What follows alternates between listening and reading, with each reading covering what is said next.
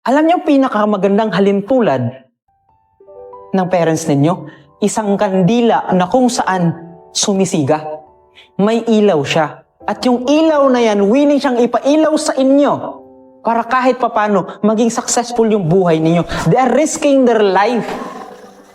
Kahit papano, nagsisakripisyo sila para sa inyo.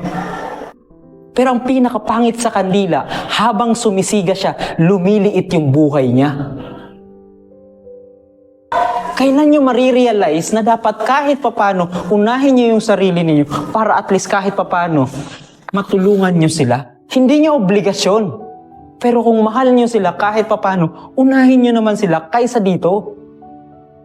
Alam nyo kung bakit? Pag sinaktan kayo nito, pag nabuntis kayo nito, saan kayo babalik? Sa parents ninyo. Pero dahil mahal kayo ng parents ninyo, dahil sila yung ilaw ninyo, tatanggapin nila kayo. Kaso nga lang, hindi nyo maintindihan bakit sinabi nyo kanina, Sir, uunahin ko ang parents ko na ililigtas habang nalulunod siya bago yung kasintahan ko. Pero bakit ano yung ginagawa ninyo ngayon? Atat na atat kayong magkaroon nito na willing kayong isakripisyo yung parents ninyo, yung pagod nila, yung hirap nila para ilawan kayo para sa future ninyo.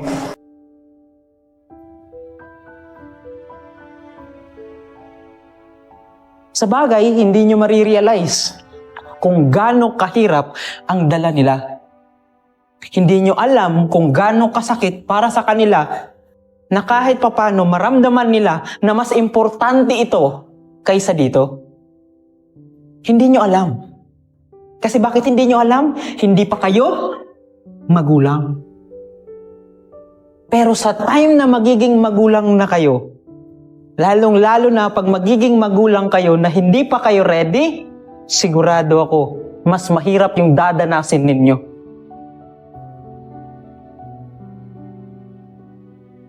O diba, bot-botra? Na tinanong kayo, sino yung ililigtas ninyong una? Yung parents ninyo o yung kasintahan ninyo? Anong sinagot nyo? Parents. Pero ano yung inuuna ninyo? Sino yung inuuna ninyo?